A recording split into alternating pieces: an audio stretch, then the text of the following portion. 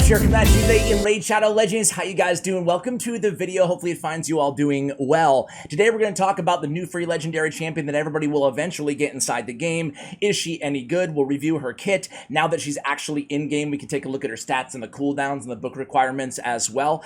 We're also going to talk about the massive problem right now about the champion kind of economy and my idea, my solutions in order to how to fix it. And I want to hear from you guys as well. First, most importantly, before any of that stuff, guys, movie recommendations for me. I'm thinking about seeing Nope. Maybe tomorrow night. I don't know. I really like Jordan Peele. However, I've heard mixed reviews on Nope. Any of you guys out there seen it? Let me know. I do think that Get Out was one of the better movies, really, of the last decade, personally. Also, I saw Dune for the first time, or the new Dune for the first time, last night, and I really enjoyed it. Thank you guys for the recommendations. A few of you guys in the comments, mentioned that I should check that out. I really actually liked it for a longer kind of sci-fi epic. It didn't feel like it was just copying Star Wars or anything like that. Anyway, sorry for the longish preamble today, but let's talk about this new daily login reward champion. Really cool champion, however, it presents kind of a bigger issue here. So obviously, we have to play for a long time before we get our hands on this champion. Lady Eresh is the current, fragment daily login reward champion, but the next one is going to be a lot more compelling, and I bring you Arix. Now, this news, as I mentioned, dropped yesterday, but I didn't want it really make a video about it. I didn't want to speculate on this until we had the cooldowns and we could tell, what the percentage of landing the stun, for example, on that A2 is. So let's quickly review Arix's kit. First of all, aesthetically, I mean, she looks really freaking cool to me. Like, they nailed it again. She's got a little bit of the vibes of Holstring going on, right? The smoke monster vibes emanating from her armor here. Here, check out Holstring, guys. It's very, very similar. Very similar. They use the same kind of animation there on the smoke coming out, which I really, aesthetically, I just personally love it. So she looks awesome. That's great. And I could probably say the same with most Knights Revenant. I actually kind of really love the overall vibe of Knights Revenant. What about you guys? Aesthetically, what is your favorite faction? Anyway, Arix. Cool champion. On the A1, first of all, base stats. We know them now, 23k on HP, 1100, almost 1200 on defense, 99 base speed, which is average slash slightly below average maybe for a legendary champion. On the A1, though, we have an AoE attack. So immediately you've got my attention here with this champion, right? Because an AoE on A1s is something I look for right now more than ever, especially with Hydra Clan Boss, but you love to see it. Chance of removing a random buff from each target as well. That's a 35% chance. Not too bad on an A1, especially, again, thinking of Hydra. We have another AoE attack on the A2, so 2 AoE so far. On a 3-turn cooldown, 75% stun transfers a random debuff from this champion to the targets that receive the stun from this skill. So a pretty good ability. However, not going to get a lot of utility out of this ability against Hydra because we're not going to be landing those stuns. Ergo, we're not going to be transferring random debuffs. So an AoE attack based on HP, and the word on the street is her multipliers are actually really solid for an HP-based champion. On the A3, 3-turn cooldown, and 2 books go right to the cooldown, so I'm really liking this ability. Have Ally Protect on all allies of this champion for 2 turns on a 3-turn cooldown, and then counterattack on this champion for 2 turns, leading to way more AoEs off the A1. So very compelling kit, especially for a damage dealer. For me, it's all going to come down to that. The Cynical passive is also very cool. Fills a champion's turn meter by 5% for each time an ally inflicts a critical hit. That's cool. That's unique. And then heals his champion by 5% of their max HP each time an enemy inflicts a critical hit. So a really powerful passive in this kit. She's not your average. She's no Gerda Bogbrew. Let's put it that way, right? The previous legendary daily login reward champion, I actually just built Gerda. I was going to do a guide on her, and I was totally ready on Gerda to do a guide for you guys saying, we were all wrong. She's actually really solid. She's underrated. But I have to say, man, after playing around with her, I'm not a fan at all. I'm not a fan at all. So she's a lot better, not even comparable, in my opinion, to Gerda Bogbrew. Arix is a champion who's going to benefit a lot of accounts, especially helping people out in Hydra and really anywhere. You just need a good support champion with some CC. And damage, right? So some damage, some CC with a stun, and some ally protect on the 3-turn cooldown. So a pretty unique kit, you know, especially when you add in that passive. And I think she's a pretty compelling champion overall. Is she an S-tier champion, legendary in the game? No, I don't think she is. But, you know, as I've mentioned ad nauseum, she's a lot different than Mother Cybele. And Mother Cybele is one of my favorite champions in the game, like suddenly, you know? And I think that Arix is unique in a lot of ways that make her compelling enough to build for a lot of players. Now, let's talk the second half of the video here. Let's talk about this massive issue. Now, I saw my man Scratch AK-47, who's going to be on the channel tomorrow as well. I saw him talk about this specific topic, right? So you can check out his video to get his thoughts on it as well. But I also want to kind of go a step further and provide what my proposed solution here would be. But it's essentially the problem with daily login reward champions and Doom Tower champions, right? And Hydra champions. Eventually, there's going to be another one after Mithrala Lifebane if Raid stays true to their word. And then after that, it's going to be another one, and another one, and another one. New players are going to have to be waiting years and years and years and years to get their hands on these champions. And by the time they wait years and years and years, these champions are not going to be all that good and not all that compelling, because you're going to collect so many better champions, essentially, on your way to unlocking these champions. So it's a massive problem right now inside the game.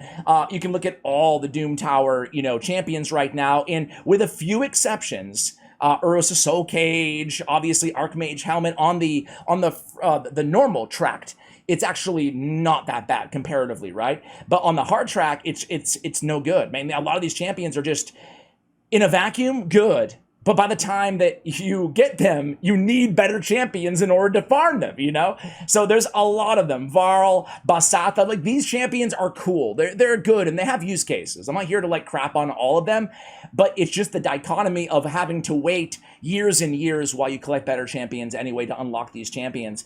So we have, and you know, Cleo's a really good daily login reward champion as well. Mithrala is obviously a beast, but then you have the other champions here, the new ones that I haven't even started on, but like Ginro the Stork in Granjar. Frankly, these champions are not compelling at all to me, like at all. Considering, like, look at how bad Ginro the Stork is. Avoid legendary champion, guys. On the A1, he has a 50% chance of increasing the cooldown of one of the target skills. Okay, whatever. On the A2, a single target stun for 2 turns. Okay, whatever. On the A3, increased defense and counterattack buff on himself. Wait, that's it? Increase damage to defense each time they counterattack? Okay, like, dude, this is not the end game champion you have to farm for years and years. He looks kind of cool. You know, like, I love the nose. It reminds me of one of those, like, old, you know, those old doctors from the medieval ages, you know, who would have the bloodletting with those nose things. Kind of reminds me of that. So aesthetically, he looks cool, but man, he's trash for a Doom Tower champion. All right, I've made my point, and I've talked about this many times on the channel before, so I won't belabor it or beat a dead horse.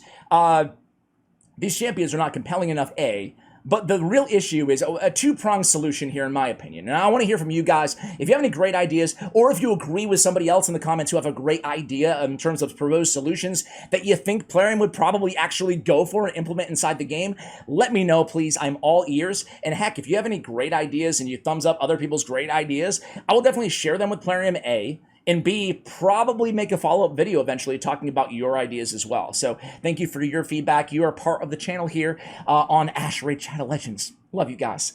All right, so what is my solution? My solution is revamping essentially the entire way that we collect fragments inside this game, outside of the fragment summon events, which I think is pretty cool, right? But these fragments, in my opinion, should simply be legendary, rare, and epic champion fragments. And then different champions can cost different amounts, because the first, I guess, rebuttal from some of you guys would be like, but yeah, the tier order of unlocking champions would be so obvious. The most powerful, and then it would get less and less compelling to play down to the least powerful. But my rebuttal to that rebuttal will be two-pronged. Number one is every account is truly different, right? So you might need a nuker, a damage dealer, you might need a hex champion, you might need, you know, whatever, an arena support champion, you might need a reviver, whereas somebody else might need another thing. So every account is unique and dynamic in their own way. So with all that said, I think that there's not clear delineation or order of champions that are more powerful that would kind of negate the point of doing that. And the second thing as well is that, we can scale the cost a little bit if we want to. Like legendaries can cost a little bit more. Look at the token trader, for example. This is what I would like to see, cutting to the chase here. I would like to see every champion from Doom Tower, at the very least, but even daily login rewards, right? Well, Doom Tower, let's cover Doom Tower first. Every champion from Doom Tower, I would like to see available in a Guardian Ring type shop. For fragments instead of these life tokens, right? So these legendary fragments, you would collect them through secret rooms similar to you do right now, but you could choose the unlock order of all the champions. It's pretty simple, and sure, it still takes you time to collect those fragments, but it brings in an element of autonomy and strategy from the individual player when choosing which champion makes the most sense for them, right? It's kind of a no-brainer to me. So that's a solution there. In terms of the daily login reward champions, once you get past the, 271 days? 271 days the day after you unlock Vizix the Unbowed, who's the last guaranteed daily login reward champion. At that point, it's the same type of deal, right? You have fragments that you're collecting for all of the champions, Gerda or Cleo or anybody, And then at that point, after you can make the decision, which legendary do you want to go for first? Which epic do you want to go for first? And I don't think that's an unreasonable ask in terms of how Plarium might respond to it. I think it makes a lot more sense right now. The second solution is pretty basic, so I won't, again, speak, another 5 minutes on it, but just buff these champions. Buff a lot of these champions. They buff some very interesting champions in this game, right? I'm not trying to sit here and just like absolutely beat up on Plarium, but buffing Cupidus and Venus is cool. It's great for Venus and Cupidus owners. But how about all those crappy Doom Tower champions? How about that? To their credit, they did come in and buff Thea pretty significantly, especially with this cooldown, with the extra turn helping to reduce the cooldown of the A2. And Hex is like the closest it's ever been to meta right now in the game. So to their credit, yeah, they buffed one of the champions. What about the other 10? So I would love to see them go in there and buff really all of these Doom Tower champions, because Doom Tower is endgame. So give us, endgame champions as rewards, right? Look at the endgame rewards for, again, Hydra. Mithrala is fantastic. Where's the replacement for Mithrala, right? We were told we were going to get one a month or two ago. Let's go ahead and get that in the game, maybe even before some of these additional login reward champions. So anyway, guys, I would love to see buffs. I would love to see a revamp of the entire way that we collect champions from Doom Tower, from daily login rewards inside this game. What would your solution be, and what do you think of this new champion? Are you as excited about her as I am? Are you high on her, I guess, as I am? Let me know in the comments below, guys. Thank you so much for watching, and as always, take care, guys.